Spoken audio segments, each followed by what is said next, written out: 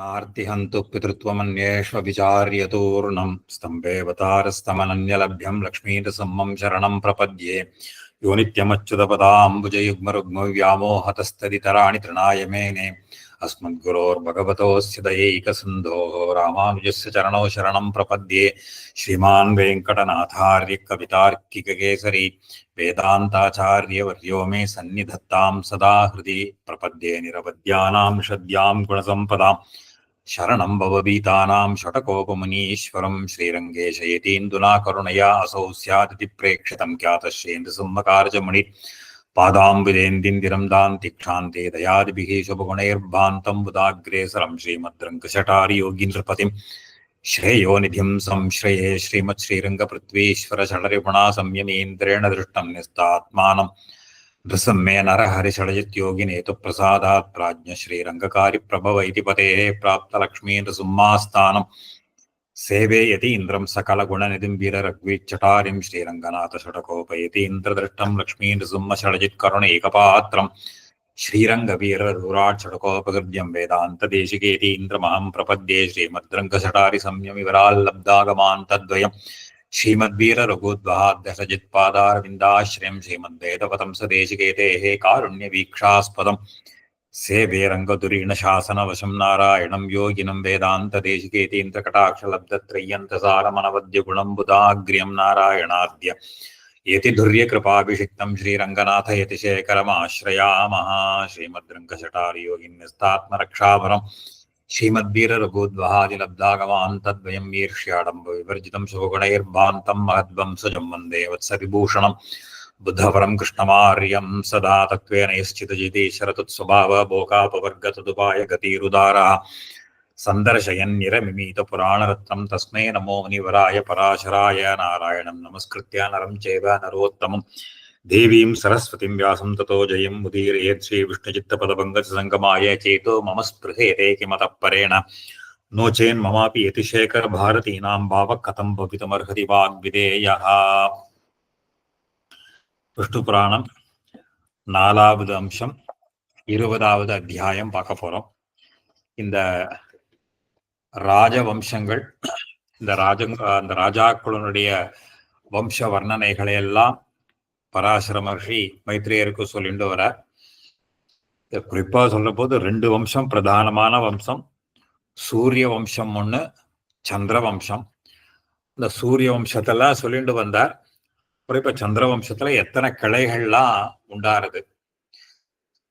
எல்லாருமே இந்த க்ஷத்திரியர்கள்லாம் ஒரு விதத்துல ஒருத்தருக்கு ஒருத்தர் சம்பந்தப்பட்டவாதான். ஒருத்தருக்கு ஒருத்தர் உறவு இருந்துட்டே இருக்கு. ஏன்னா கொடுக்கல் வாங்குறது, குடும்பமும் பெருசா இருக்கு, இந்த மாதிரி கல்யாணங்கள்லாம் பண்ணிக்கிறதுனால அதெல்லாம் இருக்கிறதுனால எல்லா க்ஷத்திரியர்களும், ஆனா அவளுக்குள்ள ஒரு போட்டி பொறாம எது ஜெயிக்கிறது அது இந்த மாதிரிலாம் இந்த ஹவு த கிங்டம்ஸ் டெவலப் அந்த ஏன்ஷியன்ட் இந்தியாவில், அந்த மாதிரி இந்தியானா இப்ப இருக்கிற இந்தியா இல்லை, இன்னும் அகண்ட பாரதம் இது டெவலப் ஆச்சு. ஏன்னா இவ்வளவு ராஜாக்களும் மகாபாரத யுத்தத்துல அசம்பிளா போற, அதெல்லாம் மகாபாரதத்துல வரும். இப்போ இந்த இந்த வம்சங்கள்லாம் சொல்லிட்டு வர போது குரு வம்சத்தை சொல்றதுக்கு ஆரம்பிக்கிறார் 20வது அத்தியாயத்துல. ஸ்ரீபராசரஹா பரீட்சிதஸ்ய ஜனமேஜயः ஸ்ருதசேனः உக்ரசேனः பீமசேனாச்சத்வாரः புத்திராः. இந்த குரு வம்சம்னு சொல்றோம் இல்லையா, கௌரவாளிலேருந்து வர. இதுல குரு வம்சத்துல அந்த பரீட்சித்துல பின்னாடி வரக்கூடிய பரீட்சித்து வேற, இவனை வச்சுதான் அவனுக்கும் பேர் சொல்ல போறா. இந்த ஜனமேஜயா, ஸ்ருதசேனன், உக்ரசேனன், பீமசேனன், இதுல 4 பிள்ளைகள் இருந்தா. இப்போ இதுல ஜன்னோஸ்து சுரதோ நாம ஆத்மஜோ பபுவ. ஜன்னுவுக்கு சுரதன் அப்படின்னு ஒரு பிள்ளை இருந்தான். இவனுடைய பிள்ளை தஸ்யாபி விதூரதா, அவனுடைய பிள்ளை விதூரதன். தஸ்மாது சார்வபௌமஹா, சார்வபௌமாது ஜெயத்சேனஹா, தஸ்மாது ஆராதிதா, ததச்ச அயுதாயுதோ அக்ரோதனஹா. அதாவது இவனுக்கு சார்வபௌமன்னு பிள்ளை, இவன் அவனுடைய பிள்ளை ஜெயத்சேன், ஜெயத்சேனுடைய பிள்ளை ஆராதிதன், இவன் அயுதாயு, இவன் பிள்ளை அக்ரோதனன். அக்ரோதனுடைய பிள்ளை தஸ்மாத் தேவாதிதிஹி, அவனுடைய அக்ரோதனுடைய பிள்ளை தேவாதிதின்னு பேர். இவனுடைய பிள்ளை ருக்ஷன்னு சொல்ல போற. தஸ்யாபி தேவாபி சந்தனு ததச்ச ருக்ஷோ அந்யோ அபவது. இப்போ இவனுக்கு ஒரு ருக்ஷன் அப்படின்னு ஒரு பிள்ளை ஒருத்தன் இருந்தான். ரிக்ஷாது பீமசேனா ததச்ச திலீபா, அவன் பிள்ளை அந்த ருக்ஷனுக்கு பீமசேனன், பீமசேனனுடைய பிள்ளை திலீபன் அப்படின்னு இந்த இடம். அது சரி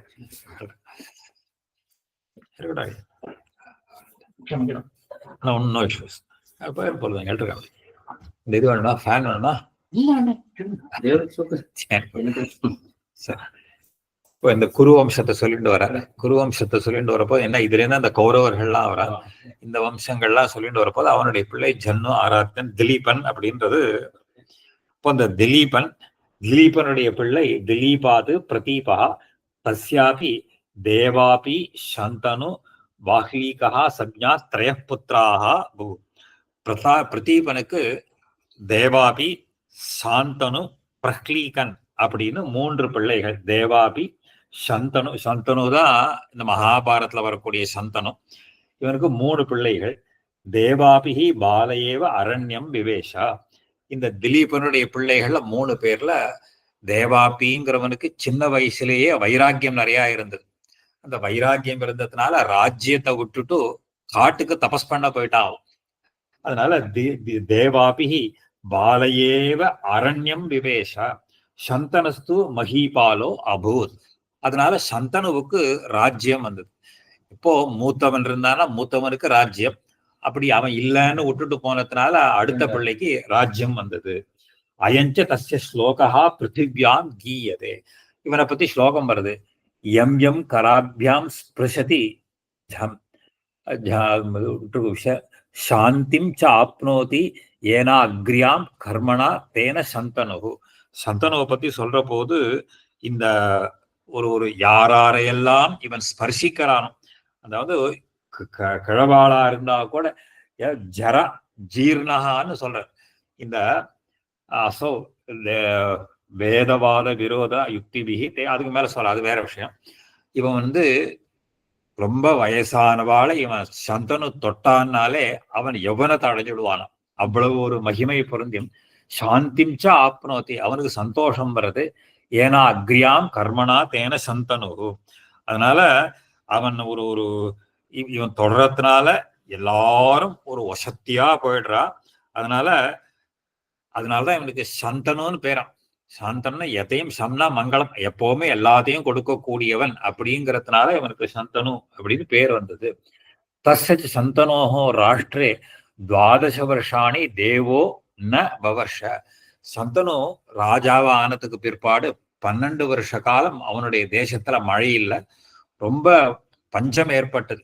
ஒரு மழை வருஷம் இல்லாம எல்லாரும் வாடி போயிட்டான். ததச்ச அசேஷ ராஷ்டிர விநாசம் அவேக்ஷ அசௌ ராஜா பிராமணான் அபிருச்சது.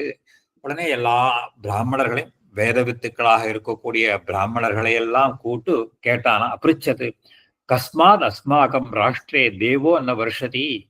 ஏன் இங்க வருண பகவான் இங்க மழையே பொழியல? கோ மம அபராதா இது, நான் ஏதாவது தப்பு பண்ணிட்டேனா? அதாவது இது அந்த காலத்துல ராஜாக்கள் பாபம் பண்ணினால் அது ராஜா ராஷ்டிரகிருதம் பாபம்னு சொல்றது உண்டு. இப்போ பிரஜைகள் பாபம் பண்ணினாலும் சரி, இல்ல ராஜா தப்பு பண்ணினாலும் சரி, அது என்ன ஆகும்னு கேட்டா அந்த ஃபியூரி ஆஃப் நேச்சர், அதாவது அந்த சரியா மழை பெய்யாது, நாட்டுல தேசத்துல பஞ்சம் ஏற்படும், நிறைய தப்புகள்லாம் நடக்கும். இப்ப ராஜா இவன் பயந்துட்டு கேட்கிறான், நான் ஏதாவது இத காளிதாச மகர்ஷி மகாகவியும் சொல்றான். அந்த இதுல ரிஷிகள்லாம் பாக்குறச்சு உங்களுக்கு தபஸெல்லாம் சரியா நடக்கிறதா, இந்த செடி கொடிகள்லாம் சகாலத்துல பூத்து குலுங்குறதான்னு கேட்கறாங்க. ஏன்னா செடி கொடிகள்லாம் சகாலத்துல பூக்களையோ மழை சரியான காலத்துல வருஷிக்கலைன்னா ராஜா ஏதோ தப்பு பண்றான்னு அர்த்தம். அதனால இவன் கேட்கறான், 12 வருஷ காலம் மழை இல்லையே தேசத்துல, இப்ப நான் ஏதாவது தப்பு பண்ணிருக்கேனா அப்படின்னு கேட்கிறான் அவன். ததஸ்த தம் ஊச்சுகு பிராமணா. அதை கேட்டுட்டு அந்த பிராமணாலாம் சொல்றா, அக்ரஜஸ்யதே ஹ்ரியம் ஹி இயம் அவனிஹி துவயா சம்புஜ்யதே. அப்பா, உன்னுடைய இந்த ராஜ்யமானது உன்னுடைய அண்ணா தமையனுக்கு தான் முதல்ல உரிமை இருக்கு. அதான் அக்ரஜா அக்ரஜஸ்ய, உன்னுடைய மூத்தவனுக்கு தான் அவனிகி இந்த பூமியானது இருக்கு. ஆனா இத நீ அனுபவிச்சுட்டு இருக்கியோ இல்லையோ, அவனுக்கு சேர வேண்டியத நீ அனுபவிச்சுட்டு இருக்க. அதஹா பரிவேத்தாத்வம் இத்யுக்தா. அதனால அவனுக்கு பரிவேத்தான்னு தோஷம். சாஸ்திரங்கள்ல இந்த பரிவேத்தா அப்படின்ற தோஷத்தை சொல்ற. அதாவது மூத்தவன் தனக்கு பெரியவர் ஒருத்த இருக்கிற போது அவனை விட்டுட்டு எவன் ஒருவன் விவாகம் பண்ணிக்கிறானோ இல்ல போகத்தை அனுபவிக்கிறானோ, இந்த போகத்தை அனுபவிக்கக்கூடிய இளையவனுக்கு பரிவேத்தான்னு பேர். பரிவேத்தாங்கிறது ஒரு பெரிய தோஷம். இத காளிதாசன் ரகுவம்சத்துல பரதனை பத்தி சொல்ற பொழுது, இந்த தசரத மகாராஜா கிட்டேந்து இவ கையை பிரதிஜை பண்ணி வாங்கிட்டான் பரதனுக்காக. தசரதன் அவர் போயிடுறார். பரதன் தேசத்துக்கு திரும்பி வந்த உடனே இந்த மாதிரி என்ன பரிவேத்தாவாக ஆக்கிட்டியே அப்படின்னு அம்மா கிட்ட சண்டை போடுறான். பரிவேத்தாரம் ஆத்மானம் மேனே ஸ்வீகரணாத் புவஹா. காளிதாசனுடைய வாக்கியம் எப்படி இருக்குன்னு கேட்டா, தன்னை பரிவேத்தாவாக எண்ணிக்கொண்டான் பரதன். ஏன்னா ராமருக்கு சேர வேண்டிய ராஜ்யம் ஆச்சே இது, இப்ப நீ கேட்டதுனால என்ன பரிவேத்தான் பண்ணிட்டாளே அப்படின்னு அவனுக்கு தோஷம். அதே மாதிரிதான் கிரகங்கள்ல நம்ம ஆண்கள் எல்லாம் கூட இப்ப விவாகம்ங்கிறது கிரமமா பெரியவான்லாம் இருக்கும்போது பெரியவன் அடுத்தவன் அடுத்தவன் இந்த மாதிரிதான் அந்த விவாகம் பண்ணணும். இப்ப தற்கால சூழ்நிலைகள் வேற மாதிரி. இளையவன் மூத்தவன் இருக்கிற போது இளையவன் விவாகம் பண்ணிட்டுட்டான்னா அவனுக்கு பரிவேத்தான்னு தோஷம் ஏற்படுறதுன்னு சாஸ்திரங்கள் சொல்றது. இப்போ இந்த பிராமணாலாம் சொல்றாளாம் அவன்கிட்ட, சந்தனுகிட்ட, உனக்கு மூத்தவன் மொத்த இந்த பூமி இருக்கிற பொழுது இது அனுபவிக்கிற, ஆகையினால் அதஹா பரிவேத்தாத்வம் இத்யுக்தா ச ராஜா புனகா தான் அபிருச்சது. சரி, இப்ப நான் என்ன பண்ணணும் சொல்லுங்கோ. கிம்மயா அத்திர விதேயம், இப்ப நான் பண்ண வேண்டிய காரியம் என்னன்னு கேட்டான். உடனே ததஹா தே புனகா அப்படி ஊச்சு, மறுபடியும் அவள்லாம் சொல்றா, யாவத் தேவாபிஹி ந பதனாதிபிஹி தோஷைஹி அபிபூயதே தாவத் ஏதது தஸ்யார்ஹம் ராஜ்யம். அப்போ இந்த பூமியானது யாவது உங்க அண்ணா அவன் அவங்கிட்ட தோஷம் இருந்தாலே ஒழிய நீ அனுபவிக்க கூடாது. அவனோ ரொம்ப நேர்மையா இருக்கக்கூடியவன், சாஸ்திர பிரகாரம் இருக்கான், அதனால அவனுக்கு தான் இது சொந்தமானது. அப்போ இந்த அவன் எந்த விதமான தோஷங்களும் இல்லாமல் இருப்பானாகில் அப்ப நீங்க என்ன பண்ணலாம், அவன் பரிசுத்தனா இருக்கான், அவன் எவ்வளவோ ரொம்ப சுத்தனா, ஏன்னா இப்பயே வைராக்கியசாலியா இருந்து பரிசுத்தனாக இருக்கிறதுனால இத அவனுக்கு தான் சொந்தம் இது. அதனால ததஸ்தே தாவத் ஏத தஸ்யா அர்ஹம் ராஜ்யம், அவனுக்கு தான் இந்த ராஜ்யம்னு உரித்தது. தது அலம் ஏதேன து தஸ்மை தீயதாம், தஸ்மை தீயதாம், அவங்ககிட்ட திருப்பி இந்த ராஜ்யத்தை கொடுத்துடும். அதனால போரும், நீ அனுபவிச்சதெல்லாம் போரும். அவங்ககிட்ட இத்தியுக்தே தஸ்ய மந்திரி பிரவரேண அஸ்மராவினா தத்ர அரண்யே தபஸ்வினா வேதவாத விரோத வக்தாரா பிரயுக்தாக. உடனே இவனுடைய சில மந்திரிகள்லாம் ஒரு ஒரு ஒரு அதுல அஸ்மசாரின்னு ஒரு மந்திரி ஒருத்தன் அவனுக்கு இருந்தான். அவன் பக்ஷபாதி, அவன் சந்தனுவனுடைய பக்ஷபாதி. இவன் சந்தனு தான் இந்த இடத்துல இருக்கணும்னு அவன் ஆசைப்பட்டான். சரி, எங்கேயாவது இவன் போயிட்டு அவன் தேவாபி வந்துட போறானேங்கிறதுக்காக இதை கேட்டுட்டு அவன் முன்னாடியே காட்டுக்கு போய் அந்த தேவாபிய பார்த்து அவனுக்கு சில உபதேசங்களை எல்லாம் பண்ணான். அந்த உபதேசங்கள்லாம் என்ன பண்ணான்னு கேட்டா, தர்மத்துக்கு விரோதமாக, அதாவது அதர்ம மார்க்கத்தை அவனுக்கு உபதேசம் பண்ண ஆரம்பிச்சான். அதை கேட்டுட்டு அவன் புத்தி மாறி போயிடுச்சு. தேவாபிக்கு புத்தி மாறி போய் அவன் வேத விருத்தமான காரியங்களை எல்லாம் பண்ண ஆரம்பிச்சான். அதாவது பாலிடிக்ஸ்ல எப்படி எல்லாம் இருந்திருக்குன்றதுக்கு அந்த காலத்திலேயே இந்த பாலிடிக்ஸ் எல்லாம் அதெல்லாம் இது பண்ணியிருக்கான். அதனால சொல்ற தி இत्युक्ते तस्य मन्त्रिप्रवरेण अश्मराविणा तत्र अरण्ये तपस्विनः வேதவாத விரோத வக்தாரா பிரயுக்தாக. வேதத்துக்கு விரோதமான வாதங்களை எல்லாம் அங்க பரப்ப செய்து இவன் தேவாபிக்கு இதெல்லாம் வேணா கேட்டா புத்தி தானே. ஏதாவது சதுபதேசம் கேட்டா இருக்கும், நல்ல இந்த கெட்ட வழியெல்லாம் ஏன்ட்டா மனசுங்கிறது ஈஸியா அதை இது பண்ணி விடுறது. அதனால தைஹி அஸ்யாபி அதிருஜுமதேஹே மஹீபதி புத்திரஸ்ய புத்தி வேதவாத விரோத மார்க்க அனுசாரின் அக்ரியத. இதை கேட்டுட்டு அவனுடைய புத்தியும் என்ன எடுத்து அந்த ஒரு ஒரு இதெல்லாம் சொன்ன உடனே அவனுடைய மனசும் அது, அதாவது இன்னொரு ஹியூமன் சைக்காலஜி என்னன்னா, மனசுல கெட்ட விஷயங்கள் சட்டுன்னு படிஞ்சிடும், சத்விஷயங்கள் மனசுல படிகிறதுங்கிறது கஷ்டம். அவன் எவ்வளவோ நேர்மையாக இருந்தாலும் இந்த கெட்ட விஷயங்களை கேட்ட உடனே மனசு அதுல ரொம்ப சட்டுன்னு ரொம்ப சுலபமா மனசுல படிஞ்சுடுறது.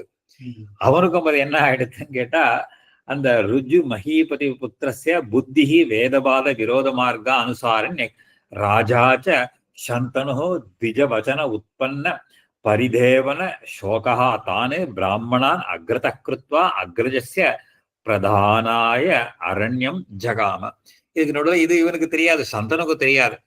இவன் அங்க போயிட்டு இந்த ஒரு ஒரு பிராமணாலாம் சொன்னதை கேட்டுட்டு இவன் காட்டுக்கு போனான்.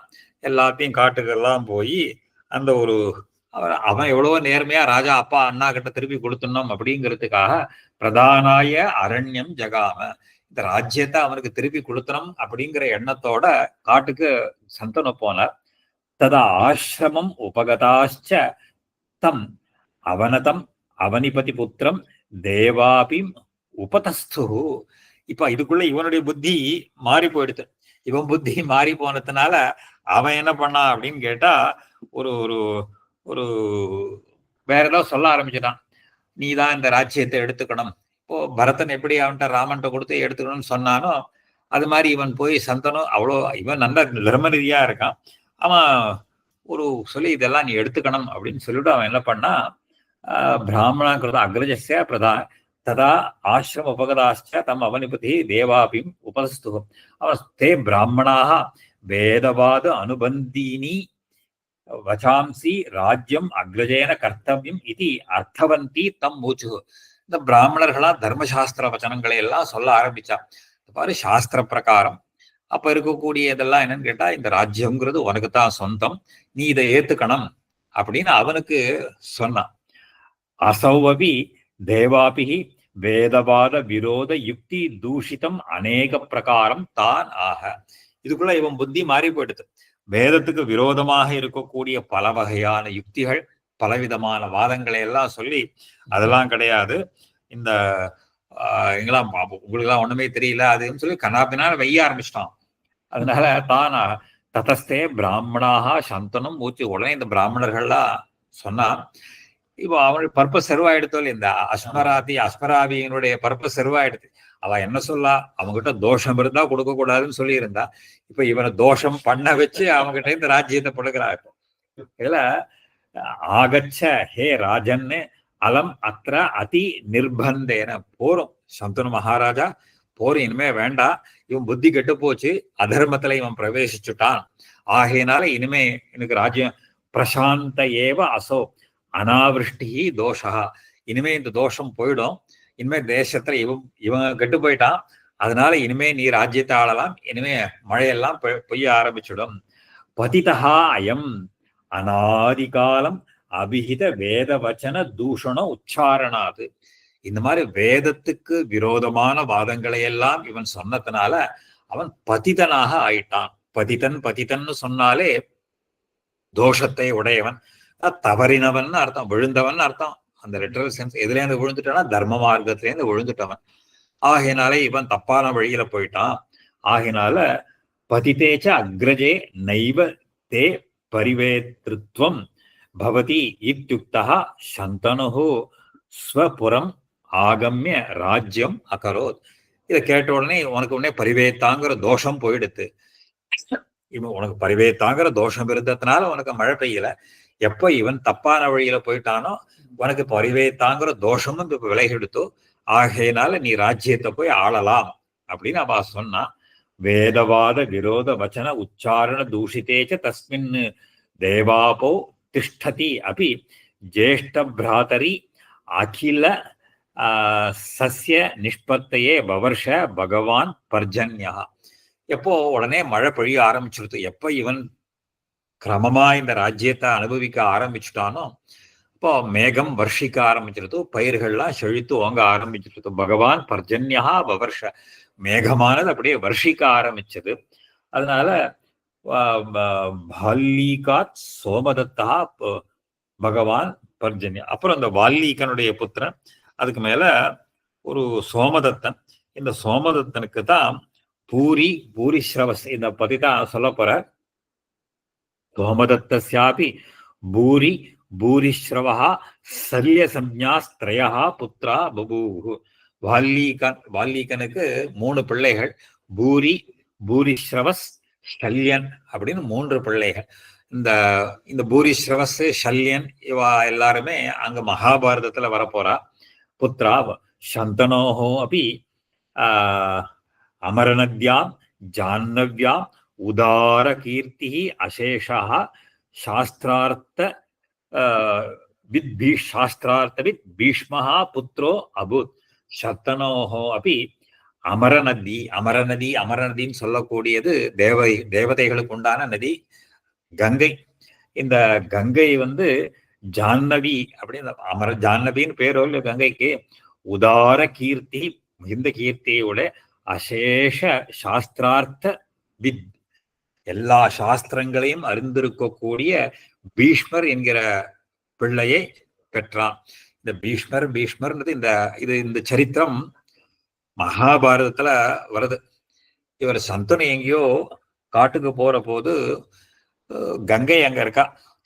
இதுல கங்கையினுடைய அவள் விற்த்தாந்தம் என்னன்னு கேட்டா, இந்த வசுக்கள், அந்த வசுக்கள் எல்லாம் ஒரு சாபம், ரிஷியினுடைய சாபத்தினால அந்த ஒத்தன் தப்பு பண்றான்.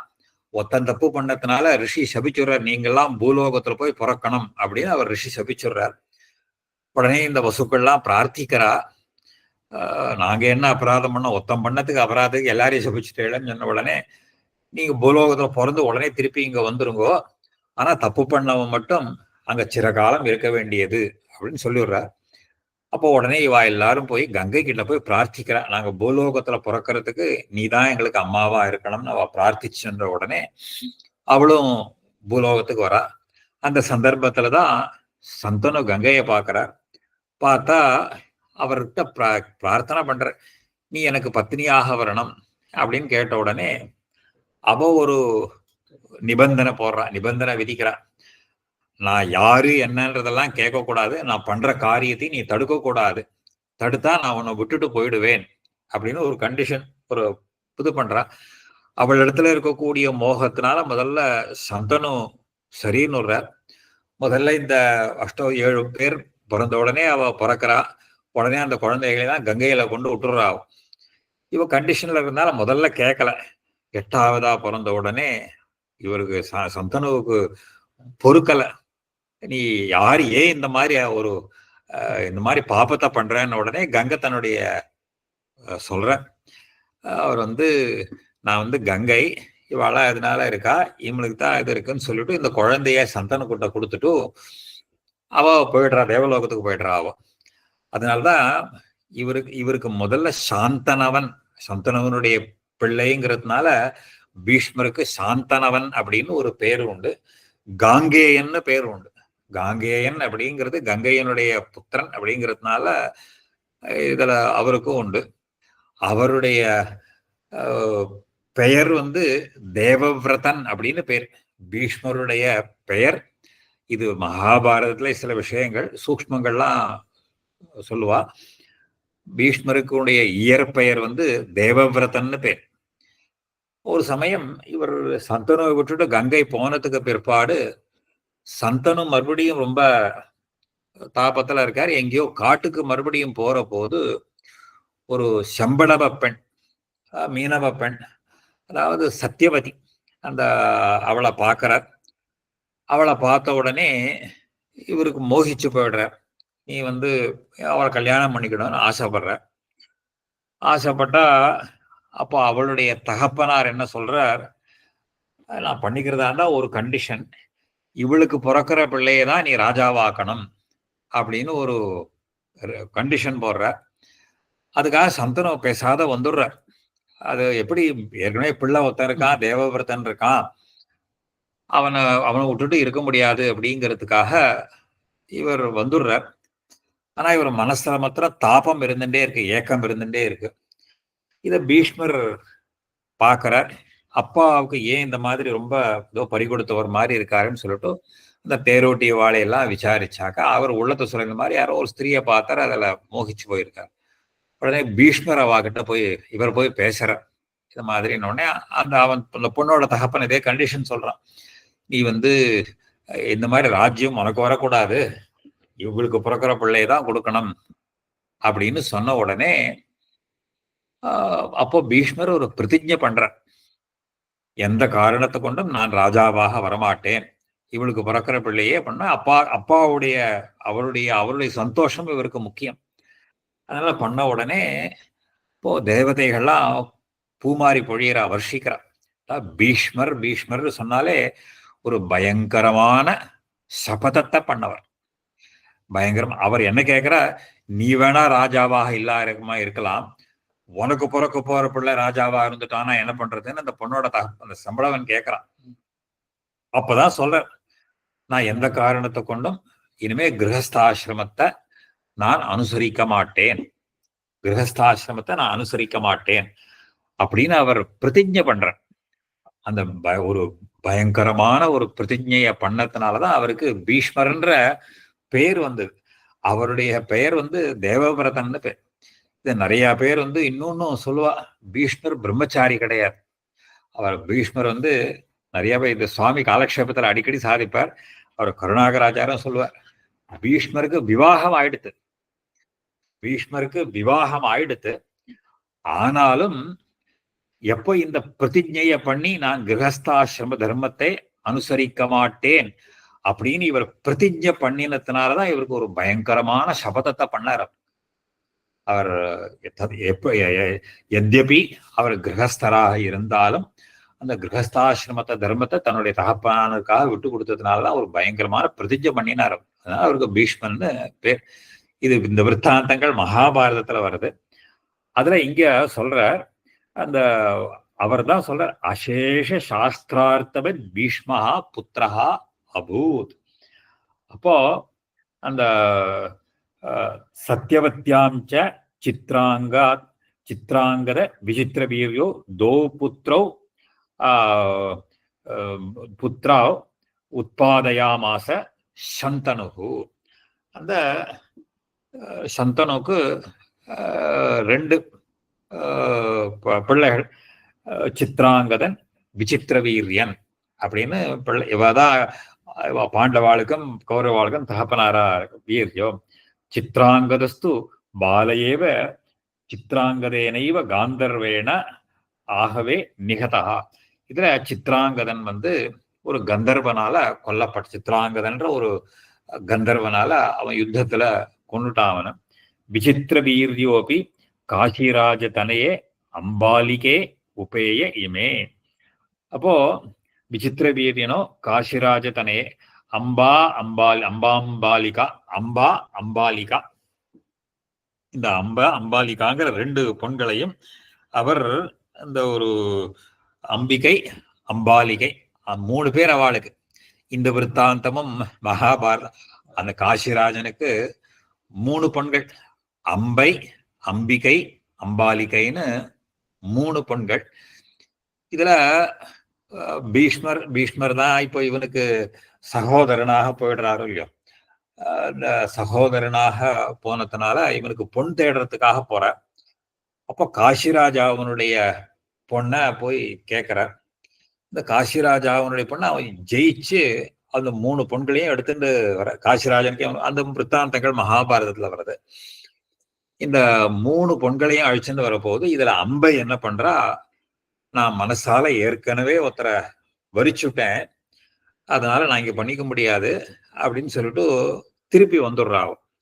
தேசத்துக்கு வந்த உடனே அந்த தகப்பன் வந்து இவளை ஏத்துக்க மாட்டேன்னு வர்றான். எப்ப என்ன ஜெயிச்சு உன்னை கொண்டு போயிட்டாரு நீங்க வரக்கூடாது அப்படின்னு அம்பைய திரஸ்காரம் பண்ணிடுறான்.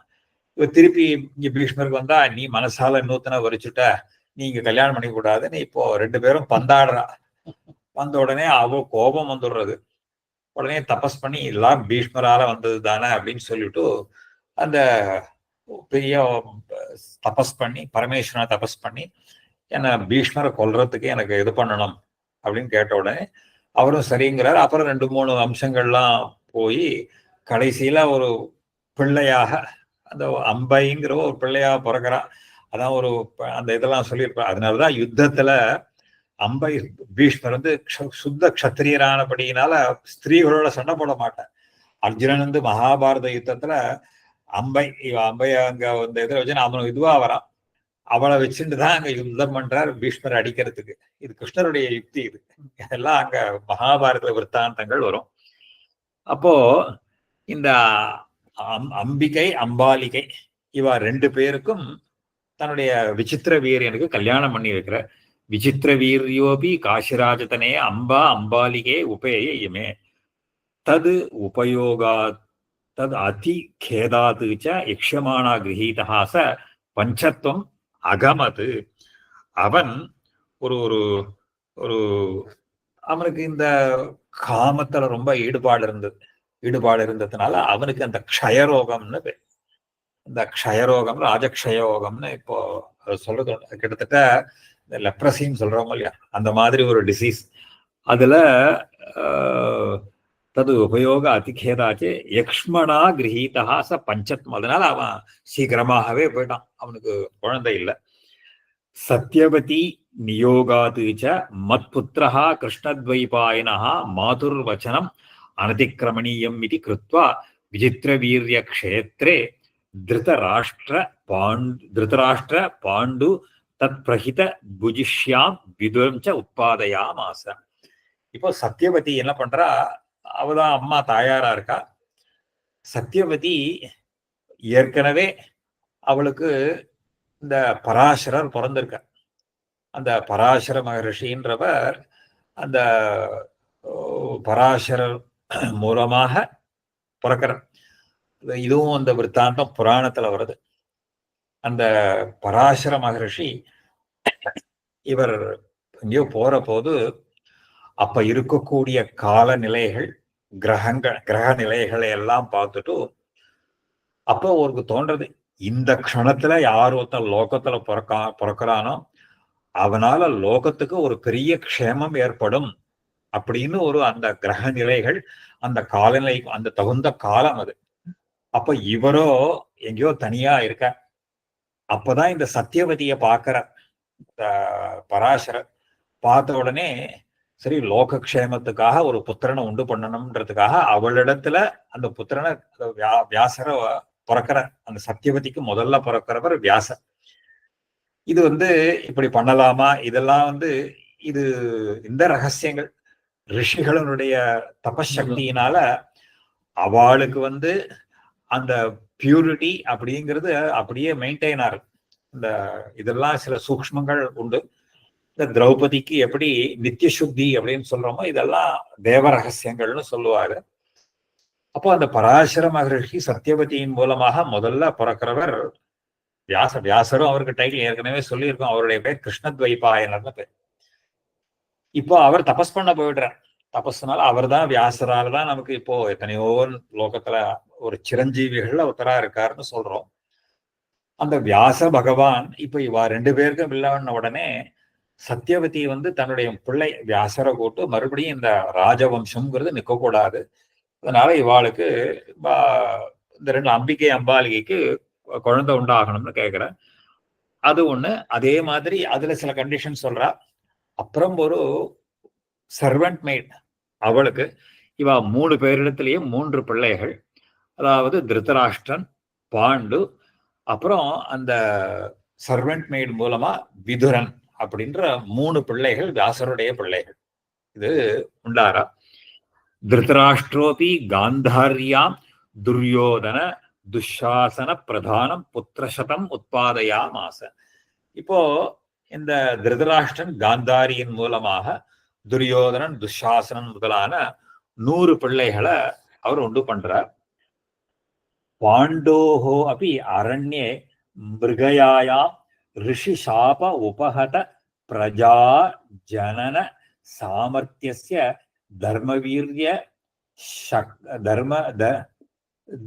தர்ம வாயு சக்ர யுதிஷ்டிர பீமசேனா அர்ஜுனாக குந்தியாம் நகுல சகதேவோ ச அஸ்விபியாம் மாத்ரியாம் பஞ்சபுத்திராக சமுத்பாதிதாக.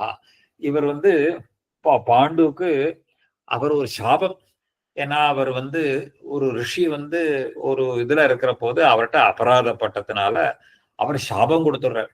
நீ எப்போ உன்னுடைய பத்னியோட இந்த மாதிரி சேர்றையோ அப்ப நீ உடனே மரணத்தை அடைந்து விடுவை அப்படின்னு அவர் சொன்ன உடனே அதனால அவன் சேராம இருக்கான். ஏற்கனவே குந்திக்கு இந்த மந்திரோபதேசம் ஆயிருக்கு.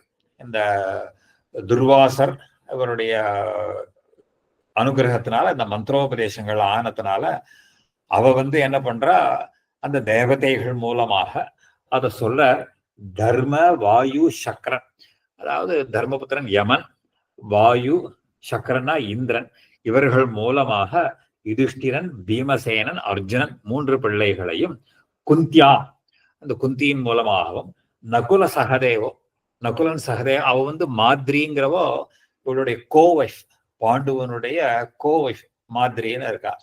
அந்த மாதிரியின் மூலமாக 2 பிள்ளைகள் நகுலன் சகதேவன் இவர்களை எல்லாம் உண்டு பண்றாவும்.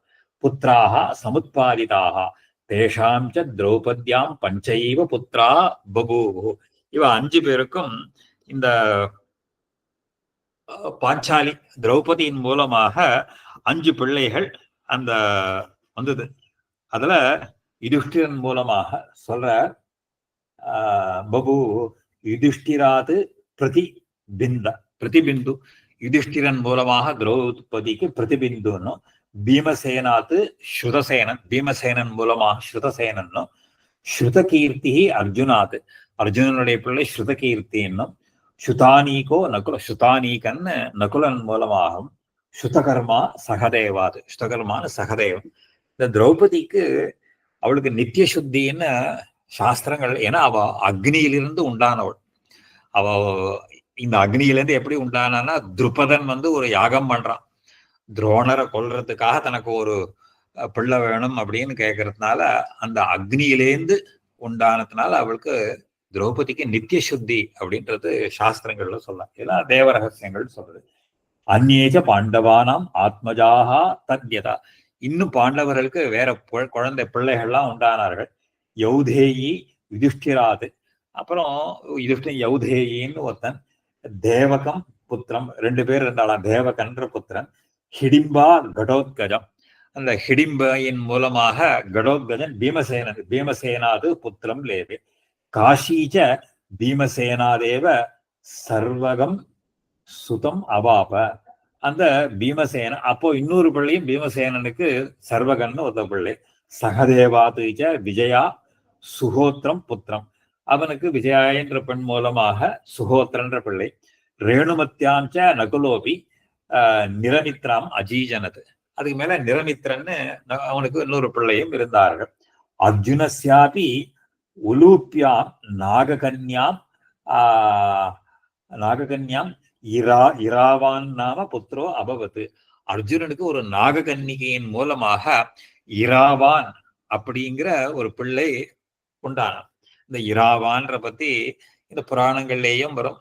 இந்த ஃபோல்குலோர், இந்த கிராம கதைகள் எல்லாம் வரைச்சு இந்த இராவானை பத்தி இதெல்லாம் நிறைய அந்த ஃபோல்குலோர்ல நிறைய வரும். இப்போ கூட இன்னைக்கு கூட இந்த கிராமங்கள் எல்லாம் பார்த்தா இந்த கதைகள்லாம் இராவான் அப்படின்ற கதையெல்லாம் பத்தி இந்த வேடிக்கையெல்லாம் சொல்லுவாரு.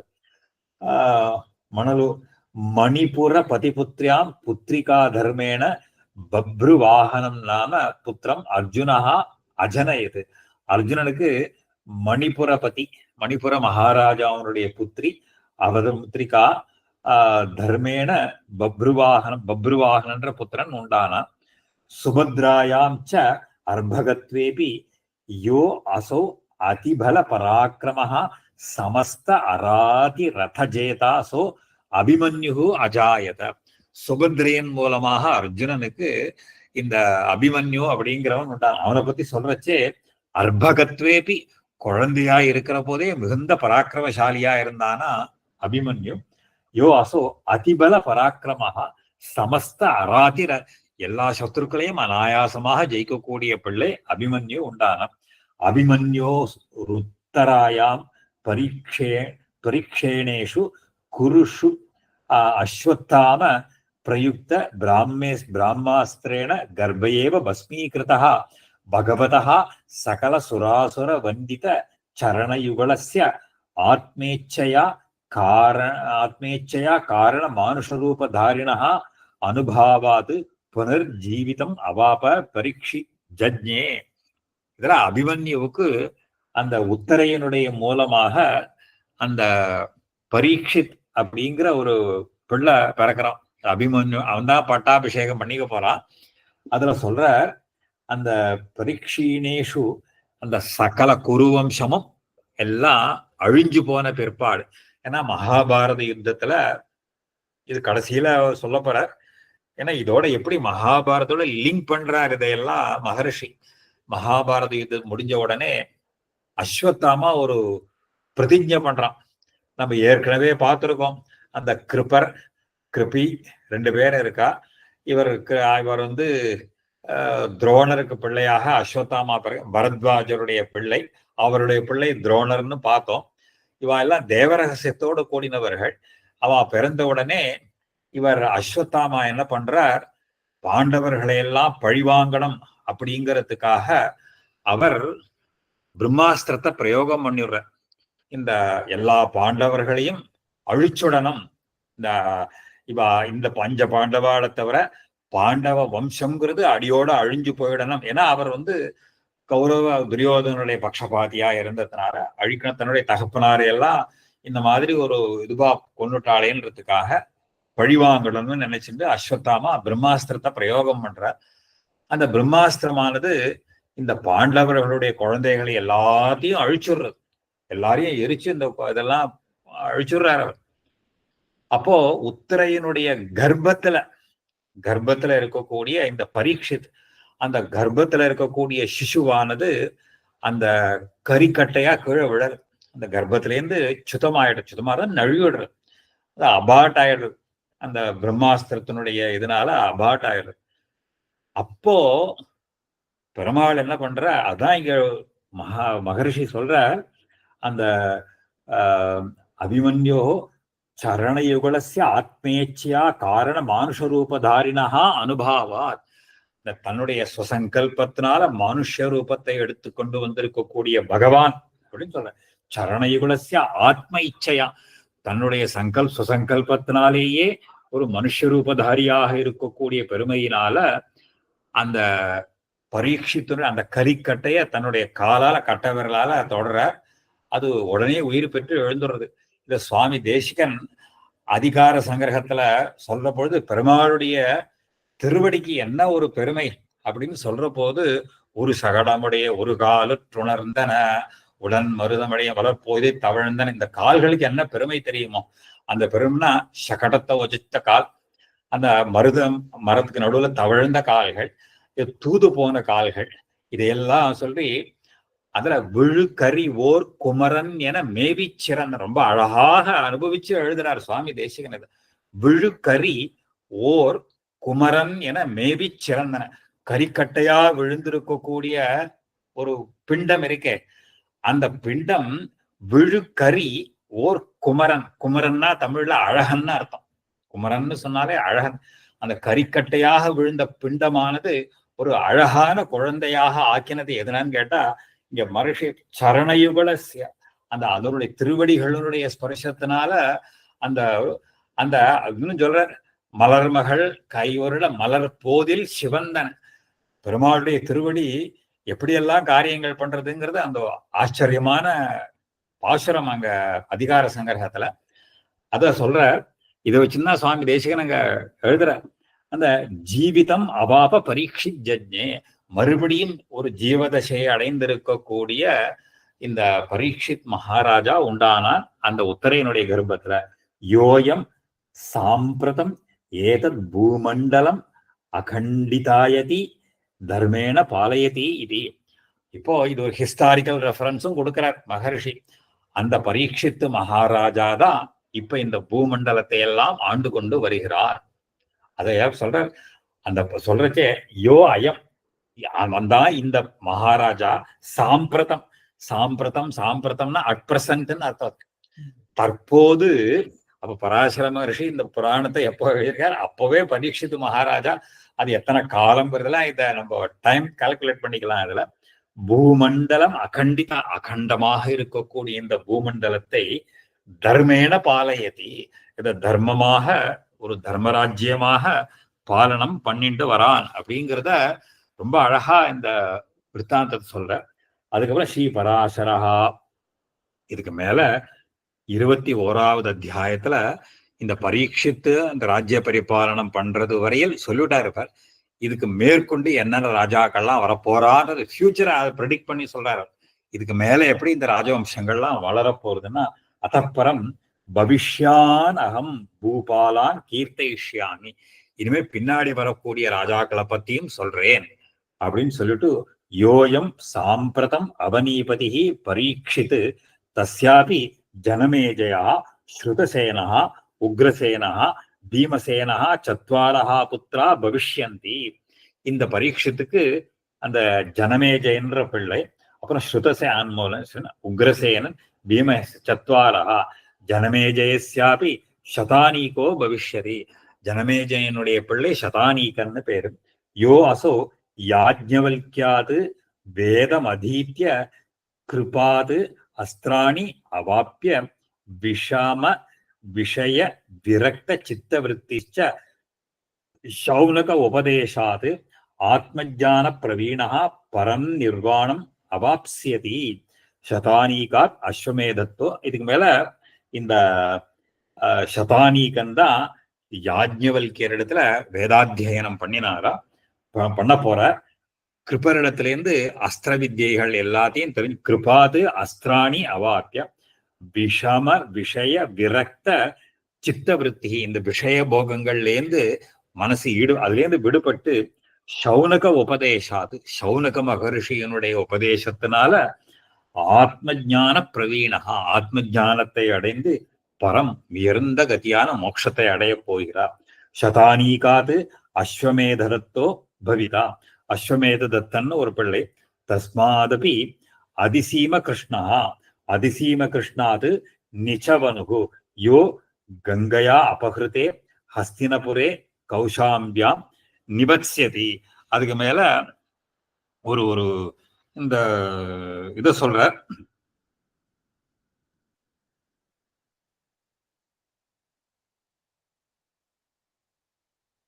அப்போ இந்த இவன் காலத்துலதான் அதிம கிருஷ்ணா யோ கங்காயா அபகிருதே ஹஸ்தினாபுரே, இவன் காலத்துலதான் ஹஸ்தினாபுரம்ங்கிறது கங்கையினால வெள்ளத்துல அடிச்சுன்னு போறதா.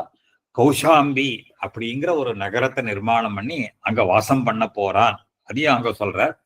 தஸ்யாபி உஷ்ணஹா புத்ரோ பவிதா, அவனுக்கு உஷ்ணன்ற பிள்ளை. உஷ்ணாது விசித்திரரதன், அவன் பிள்ளை விசித்திரரதன்.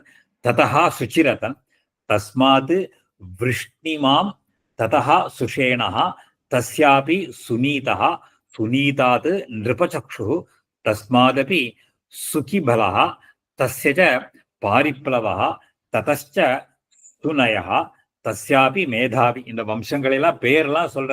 விருஷ்ணி, விஷ்ணிமான், சுஷேனன், சுனீதன், சுனீதான், அந்த நிருபசக்ஷு, சுகிபலன், பாரிப்ளவன், அப்புறம் சுனயன், அப்புறம் மேதாவி.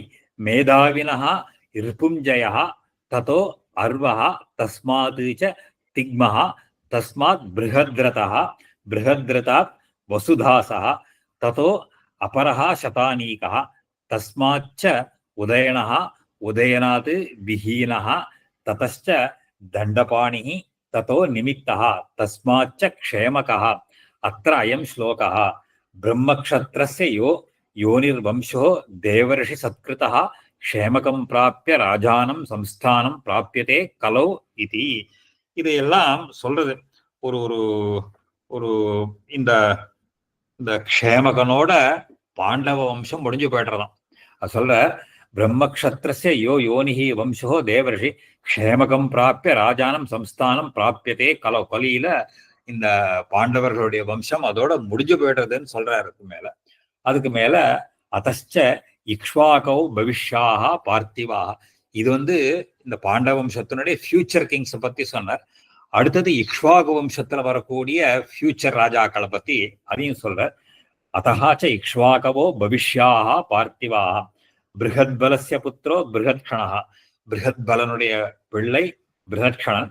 தஸ்மாத் உருக்ஷயா தஸ்மாத் வத்சவ்யூஹா ததச்ச பிருத்திவ்யோமஹ தஸ்மாதபி திவாகரா. இதெல்லாம் பிருகத்ஷணன். இந்த இக்ஷ்வாகு வம்சங்கள்லாம் வருது. தஸ்மாத் சகதேவா சகதேவாது பிருகதஸ்வா தத் சூனுஹு பானுரதா தஸ்ய பிரதீத அஸ்வஹ தஸ்யாபி சுப்ரதீகः ததச்ச மருதேவः ததः சுநக்ஷத்ரः தஸ்மாத் கின்னரः கின்னராத் அந்தரிக்ஷः தஸ்மாத் சுபர்ணः ததச்ச அஸ்வமித்ரஜித் ததச்ச பிருகத்பாஜः தஸ்யாபி தர்மி தர்மிணः கிருதஞ்சயः கிருதஞ்சயாத் ரணஞ்சயः ரணஞ்சயாத் சஞ்சயः தஸ்மாத் சாக்கியாத் शुद्धोदनः तस्मात् राहुलः ततः प्रसेनजित् ततश्च क्षुद्रकः ततश्च कुण्डकः तस्मादपि सुरतः तत्पुत्रश्च सुमित्रः इति एते च इक्ष्वाकवो बृहद्बलान् अन्वयाः. अत्र अनुवंशश्लोकः इक्ष्वाकूणाम् अयं वंशं सुमित्रान्तो भविष्यति यतस्तं प्राप्य राजानं संस्थां प्राप्स्यति ये कलो. இந்த கலியில இவர்களுடைய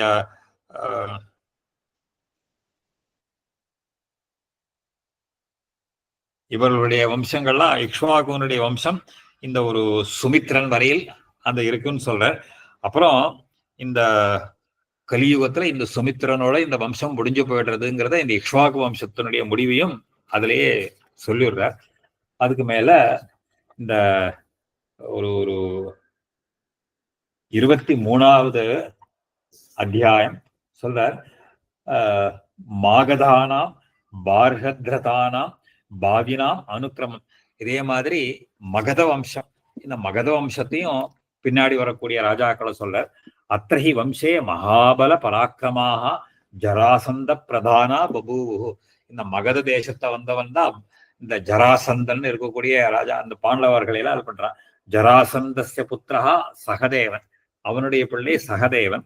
சகதேவாத் சோமஹ சோமாபி தஸ்யா அனுஸ்ருதா அனுஸ்ருதஸ்ரவாத் தஸ்யாபி அயுதாயுதः ததஸ்ச நிரமித்ரः தத்தனயः சுநேத்ரः தஸ்மாதபி பிருஹத்கர்ம ததஸ்ச சேனஜித் ததஸ்ச ஸ்ருதஞ்சயः ததோ விப்ரः தஸ்ய புத்திர சுச்சிநாமா பவிஷ்யதி தஸ்யாபி க்ஷேம்யः ததஸ்ச சுவ்ரதः சுவ்ரதாத் தர்மः ததः சுஸ்ரவாः ததோ திருடசேனः தஸ்மாத் சுபலः சுபலாத் சுனீதः பவிதா ததः சத்யஜித் தஸ்மாத் விஸ்வஜித் தஸ்யாபி ரிபுஞ்சயः இதி ஏதே பார்ஹத்ரதா பூபதயः வருஷசஹஸ்ரம் ஏகம் பவிஷ்யந்தி. 1000 வருஷங்கள் இவாள்லாம் இந்த வம்சங்கிறது வரப்போறது அப்படின்றது 23வது அத்தியாயத்துல சொல்ற. இதுக்கு மேல இங்க 24வது அத்தியாயத்தோட இந்த 4வது அம்சத்தை முடிக்க போறார். அது ஏன்னா பெரிய சர்க்கம், அதை தொடர்ந்து அடுத்த வாரம் தான் பார்க்கணும்னு நினைக்கிறேன். அது நான் இத கிட்டத்தட்ட ஒரு 136 ஸ்லோகம், அப்புறம் ஒரு 145 152 ஸ்லோகங்கள் இருக்கு. இதை தொடர்ந்து அடுத்த வாரம் பார்க்கலாம். இன்னைக்கு சந்தேகங்கள் இருந்தா கேட்கலாம். அதுக்கு ஏன்னா இதோட இந்த க்ஷத்ரிய வம்சங்கள் இதோட முடிஞ்சு போயிடும். இந்த இதெல்லாம் சொல்ற போது இந்த பியூர் இந்த க்ஷத்ரியர்கள் அப்படிங்கிறவா இப்ப இல்ல.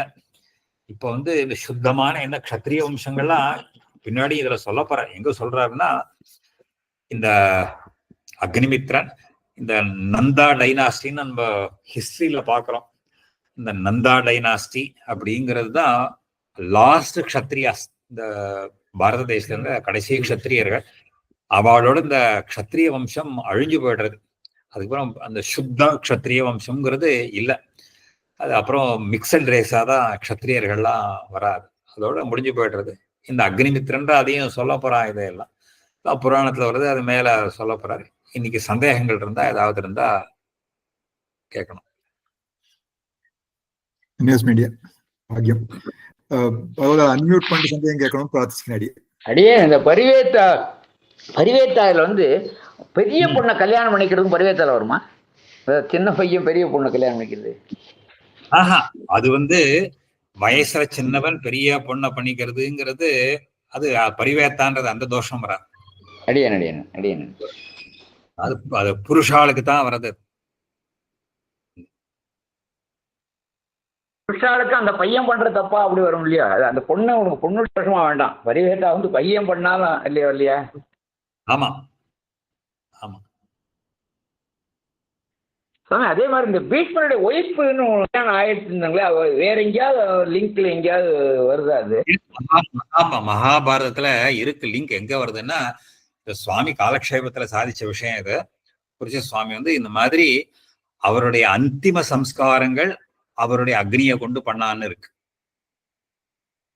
பீஷ்மருடைய அந்திம சம்ஸ்காரங்கள் யுத்தம் முடிஞ்சாவிட்டு பண்ற போது அவருடைய அக்னியை கொண்டு பண்ணான்னு இருக்கு.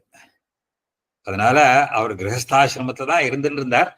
ஆனா அந்த பிரதிஜை பண்ணத்தினால அந்த அந்த பிரம்மச்சரிய விரதத்தை அனுஷ்டிச்சார்.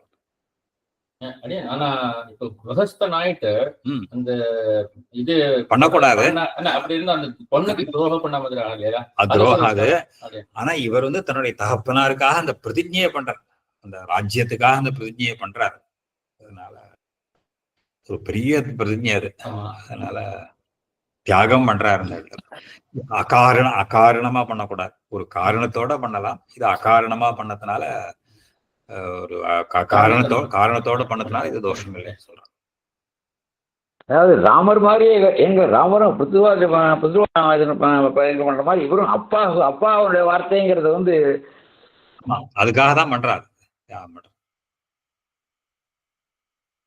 அடியன் மாமா, இப்ப கங்கைன்னு சொன்னீங்களோன்னு, அவ வந்து சந்தனுவோட இது, அவ வந்து சிவபெருமானுடைய பத்னியா? அந்த அவளை சொல்றதா இந்த கங்கைங்கிறது வேற?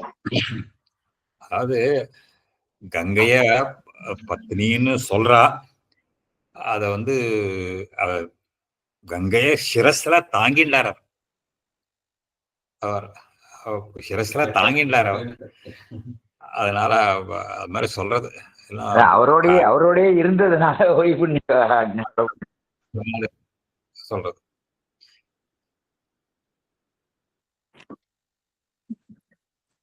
சுவாமி, வேற ஒரு விஷயத்துல ஒரு சந்தேகம் கேட்கலாமா அடியன்? சொல்லுங்க. அடியன், இந்த விக்கிரக ஆராதனம் பண்ணறதுக்கு வந்து வைஷ்ணதேவம் பண்ணினாதான் விக்கிரக ஆராதனம் பண்ணலாமா அடியன்? அது ஒரு கேள்வி. இன்னும் ஒண்ணு வந்து, இந்த சாம வேதத்துக்கு ஆறாளுக்கு வந்து மந்திரமுக்கமா வைஷ்ணதேவம் பண்றதுக்கு ஒரு ஒரு ஆப்ஷன் இருக்குன்னு சொல்றா பெரியவா. Is that right? அண்ட் இப்போ மற்ற வேதத்தை அனுஷ்டிக்கிறவாளுக்கு அந்த மாதிரி ஏதாவது இருக்கா அடியன்? முதல் சந்தேகம் வந்து, வைஸ்வதேவம்ங்கிறது நமக்கு நித்திய கர்மா மாதிரி. அது வைஸ்வதேவம்ங்கிறது ஏன்னா கீதையில பெருமாள் சாதிக்கிற போது பஞ்சமகா யஜ்ஞத்தை பத்தி சொல்ற. இந்த பஞ்சமகா யஜ்ஞம்ங்கிறது வைஸ்வதேவ கர்மாவில் அடங்குறது. ஏன்னா பஞ்சமகா யஜ்ஞத்தினால ஆராதனம் பண்ணணும் அப்படின்னு அங்க விதிக்கிறார் பெருமாள். அந்த வைஸ்வதேவத்துல அந்த பஞ்சமகா யஜ்ஞம் வரதுனால அத கிரகஸ்தன் தான் பண்ணணும். அந்த வைஸ்வதேவம்ங்கிறத கிரகஸ்தன் தான் பண்ணணும். ஏன்னா பிரம்மச்சாரிக்கு சமிதாதானம் மட்டும், கிரகஸ்தனுக்கு வைஸ்வதேவம் பண்ணணும். அந்த அன்னத்தினால அத வைஸ்வதேவ அன்னம் அப்படிங்கிறது விசேஷம். அதனாலதான் அந்த அந்த மாதிரி அது கர்மாவில முக்கியம். அந்த மாதிரி அன்னத்தை சாப்பிட்றதுனாலதான் இது இன்னும் எங்கேயோ சொல்ற, இந்த சாத்விகமான எண்ணங்கள் சாத்விக ஆகாரங்கள் எல்லாம் வரைச்சு இந்த மாதிரி வைஸ்வதேவ அன்னங்கள்லாம் தான் சாத்விகமான எண்ணத்தை எல்லாம் கொடுக்கறதுங்கிறது எல்லாம் சாஸ்திரங்கள். அதனால விக்கிரகாராதனம் இருந்தாலும் கிரகஸ்தன் தான் விக்கிரகாராதனம் அநேகமா பண்றான். ஆனா சில இடங்கள்லயும் விக்கிரகாராதனம் இத்தராள் பண்றா, பிரம்மச்சாரியா இருக்கிறவாளும் பண்றா. ஆனா கிரமமா பண்ற போது கிரகஸ்தன் பண்ணணும்.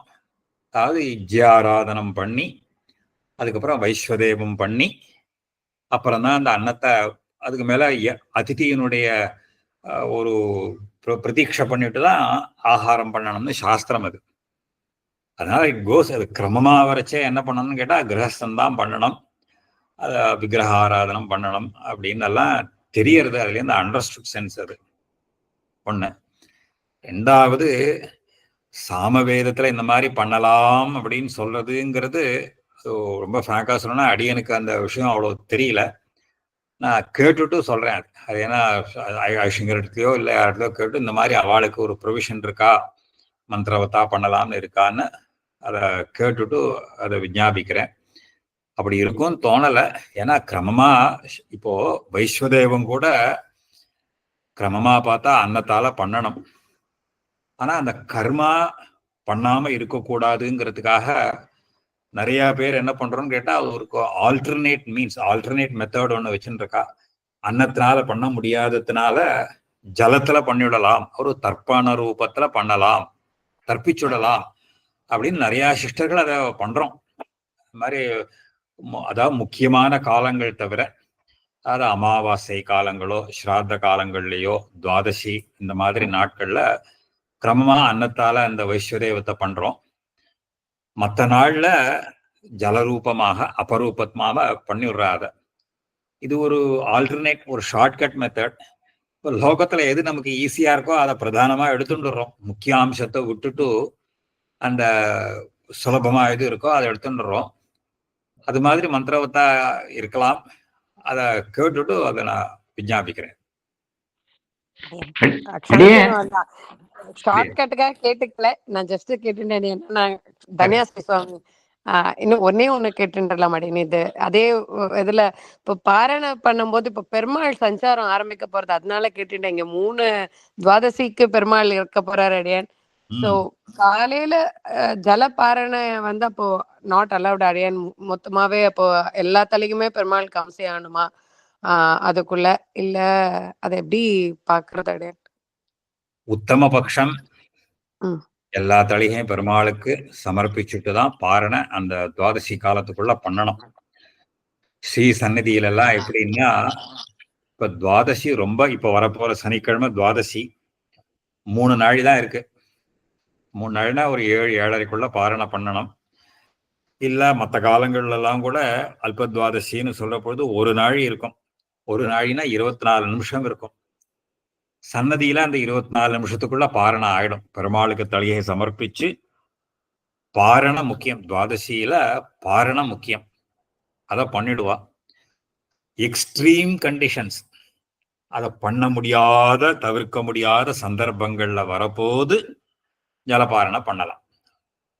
அந்த கீழே சொன்ன மாதிரி அந்த எமர்ஜென்சி இல்லைன்னா அவசர காலத்துக்கு மட்டும்தான் சில தர்மங்களை நாம அனுஷ்டானம் பண்ணலாம். அதே பிரதானமா நம்ம சௌகரியத்துக்கு வச்சுக்க கூடாது. இப்போ அப்பனா அதுக்குள்ள அந்த அல்பத்வாதசி வருது அடியன் 2 தடவை எங்களுக்கு. அப்ப அந்த காலத்துக்குள்ளேயே வந்து திருமஞ்சனம் இல்லாம ஆகி அலங்காராசனம் ஆகி சாத்துமுறை எல்லாம் ஆகணுமா அடியன்? எல்லாம் ஆயிடணும். சன்னதியில அப்படிதான் வழக்கம். சன்னதியில அடிய நிறைய சசி சன்னதியில வந்திருக்கிறவாளுக்கெல்லாம் தெரியும். அங்க 6:30 மணிக்குள்ள ஆகணும்னா ராத்திரி 2 மணிக்கே எழுந்து மடப்பள்ளியில தளிகையா 4 மணிக்கு விஸ்வரூபாய் 6 மணிக்குள்ள மங்கள ஆரத்தி எல்லாம் ஆகி கோஷ்டி விநியோகம் ஆகி 6:30 மணிக்குள்ள பாரணை பண்ணிடுவா. அதுதான் சிஷ்டாச்சாரம். இப்ப வர்ற துவாதசிக்கு இந்த ஹரிவாசனம் இருக்கிறதுனால இந்த தீர்த்தம் சடாயே லேட் ஆகும், அது 6:30க்குள்ள துவாதசிக்குள்ள ஆயிடும். அது எப்படி சொன்னாங்க? ஆயிடும், துவாதசிக்குள்ள ஆயிடும். ஹரிவாசனமே இல்லையே, துவாதசியே 3 நாழி தான் இருக்கு. 3 நாழின்னா 72 நிமிஷம். அதாவது சூரியோதய கணக்குனா 7:30 7:45க்குள்ள பாரணை ஆயிடும். எல்லா மங்களாரத்தி எல்லாம் ஆகி ஸ்ரீபாதத்தெல்லாம் ஆகி 7:45க்குள்ள ஆயிடும். சன்னதியில ஒரு நாள் கூட அந்த துவாதசி காலம் மிஸ் ஆகவே ஆகாது, சகாலத்துல ஆகிடும்.